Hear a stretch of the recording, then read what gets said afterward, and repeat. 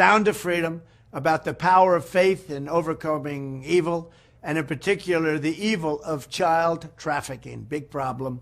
We had it down to the lowest number in many years just 4 years ago, and now it's gone through the roof.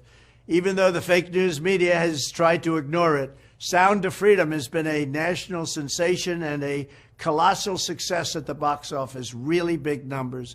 Everyone should see it. This is a very important film and very important movie, and it's a very important documentary all wrapped up in one. It's really about an issue that has to be discussed. Under my leadership, we did more than any administration in history to combat human trafficking and to end modern-day slavery. In one of my first acts in office, I signed an executive order targeting transnational criminal organizations that traffic and exploit innocent people. I signed the Frederick Douglass Trafficking Victims Prevention and Protection Reauthorization Act, authorizing $430 million to fight sex and labor trafficking.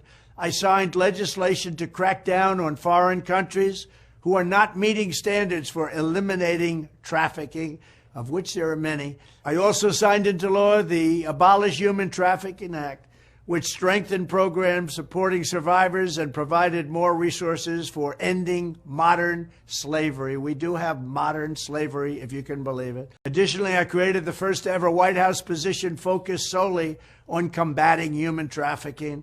And perhaps most importantly, we created the most secure border in U.S. history by far, dealing a major blow to the cartels and traffickers. We built hundreds of miles of wall. We renovated hundreds of miles of wall. We never had anything like it. And then I got Mexico free of charge to give us 28,000 soldiers to protect us from people coming into our country illegally. When I am back in the White House, I will immediately end the Biden border nightmare that traffickers are using to exploit vulnerable women and children.